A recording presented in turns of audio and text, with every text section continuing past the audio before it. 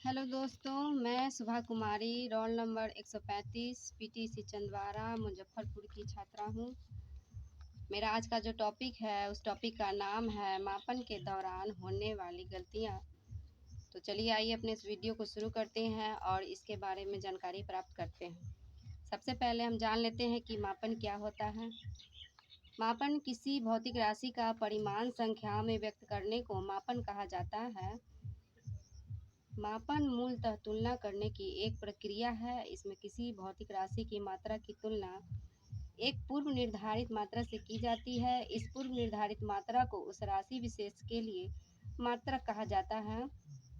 उदाहरण के लिए जब हम कहते हैं कि किसी पेड़ की ऊंचाई 10 मीटर है तो हम उस पेड़ की ऊंचाई की तुलना 1 मीटर से कर रहे होते हैं। यहाँ मीटर एक मानक मात्रक है जो भौतिक राशि लंबाई या दूरी के लिए प्रयुक्त होता है। इसी प्रकार समय का मात्रक सेकेंड, द्रव्यमान का मात्रक किलोग्राम आदि है। अब समझते हैं मापन का महत्व। लॉर्ड केल्विन का निम्नलिखित कथन मापन के महत्व को प्रतिपादित करता है। जिस चीज़ के बारे में आप बात कर रहे हैं, यदि आप उसे माप सकते हैं और उसे संख्याओं में व्यक्त कर सकते हैं तो आप उसके बारे में कुछ जानते हैं। लेकिन यदि आप उसे संख्याओं में अभिव्यक्त नहीं कर सकते हैं तो आपका ज्ञान तुच्छ और असंतोषजनक है। लॉर्ड केल्विन ने 1883 में इस कथन का प्रतिपादन किया था। उनके निम्न और भी कथन है जिन्हें हम पॉइंटों के द्वारा समझेंगे। पहला पॉइंट है, जिसे मापा नहीं जा सकता उसे संख्याओं में व्यक्त नहीं किया जा सकता। बिना संख्यात्मक मान के विज्ञान या प्रौद्योगिकी नहीं हो सकती। दूसरा है, यदि किसी भौतिक राशि का नियंत्रण करना है तो उसे मापे बिना संभव नहीं है। बिना शुद्धतापूर्वक मापे किसी राशि का शुद्धतापूर्वक नियंत्रण भी नहीं हो सकता है। तीसरा है, विभिन्न पराक्रमों का उपयोग करके चीज़ों का उत्पादन किया जाता है। इन प्रक्रियाओं से प्राप्त उत्पादों की गुणवत्ता इस बात पर निर्भर करती है कि उस प्रक्रिया में निहित भौतिक राशियों को कितनी शुद्धता से नियंत्रित किया गया था। चौथा है, प्रकृति के रहस्यों को जानने के लिए भी मापन जरूरी है। मापन करने से ही पता चलता है कि विभिन्न राशियों में क्या संबंध है। इसी से नए नियम और सिद्धांत दिए जाते हैं। पांचवा है, पदार्थों की उपयोगिता उनके गुण धर्मों पर आधारित है। इसके लिए विभिन्न पदार्थों के गुण धर्म का विस्तार से ज्ञान होना जरूरी है। इसके लिए मापन जरूरी है। छठा है, मापन का उपयोग इंजीनियरिंग, भौतिकी एवं अन्य विज्ञानों के अलावा मनोविज्ञान, स्वास्थ्य आदि में भी होने लगा है। आगे समझते हैं मापन के स्तर।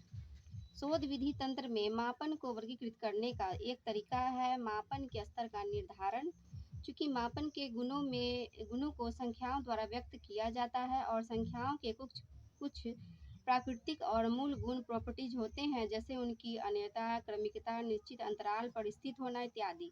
हम मापन को वर्गीकरण इस आधार पर कर सकते हैं कि उसमें संख्याओं के कितने गुणों का समावेश किया गया है। इस आधार पर मनोवैज्ञानिक स्टेनले स्मिथ स्टीवेंस ने मापन के 4 स्तर बताए: नामिक मापक, क्रमिक मापक, अंतराल मापक और अनुपात मापक। इन श्रेणियों का प्रयोग शोध कार्यों में होता है और वहाँ यह किसी परिकल्पना के सत्यता परीक्षण के लिए प्रयोग में लाई जा रही है। सांख्यिकी विधियों के चयन में महत्वपूर्ण होता है। उदाहरण के लिए यदि कोई मापन नामिक या क्रमिक स्तर पर है तो उपलब्ध आंकड़े का औसत ज्ञात करने के लिए समानांतर माध्य नहीं निकाला जा सकता है, केवल बहुलक का प्रयोग किया जा सकता है। अब हम समझते हैं मापन की त्रुटियां। मापन की त्रुटियां पिछले पृष्ठों में चर्चा की जा चुकी है।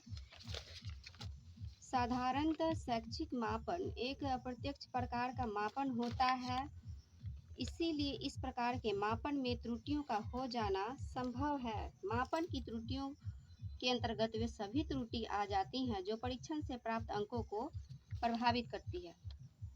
मापन की त्रुटियों के 4 भाग हैं। पहला है व्यक्तिगत त्रुटियां, पर्सनल एरर्स। दूसरा है चर त्रुटियां, वेरिएबल एरर्स। तीसरा स्थिर त्रुटियां, कांस्टेंट एरर्स। तथा चौथा है व्याख्यात्मक त्रुटियां, इंटरप्रेटिव एरर्स। पहला हम समझते हैं व्यक्तिगत त्रुटियां क्या है। मापन की व्यक्तिगत त्रुटियां वस्तुतः मापन के अंकन में होने वाली त्रुटियां हैं। अतः इस प्रकार की त्रुटियां मुख्यतः परीक्षक से संबंधित होती है।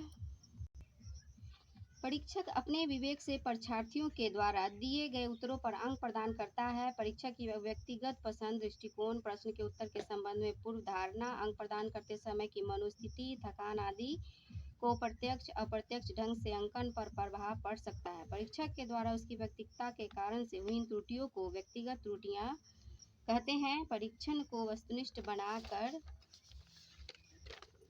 इस प्रकार की त्रुटियों को दूर किया जा सकता है। अब है चर त्रुटियां।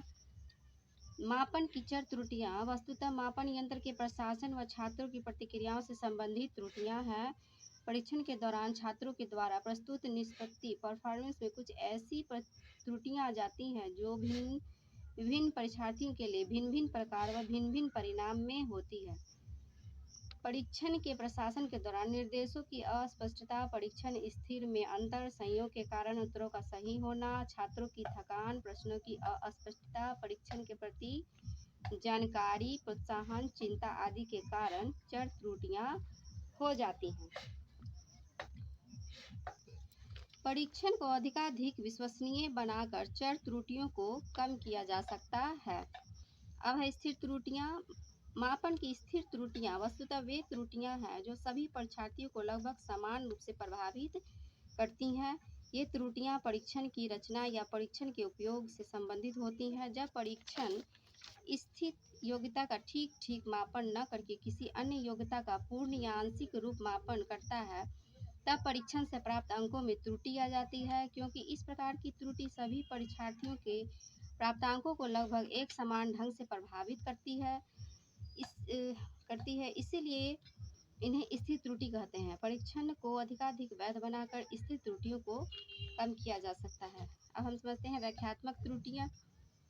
प्राप्तांकों की व्याख्या में हुई त्रुटियों को ही मापन की व्याख्यात्मक त्रुटियां कहते हैं। उपर्युक्त संदर्भ बिंदु अर्थात मानकों के अभाव में प्राप्तांकों की व्याख्या करने में त्रुटियों का हो जाना स्वाभाविक ही होता है। परीक्षण के लिए उचित मानकों को विकसित करके व्याख्यात्मक त्रुटियों को काफ़ी सीमा तक कम किया जा सकता है।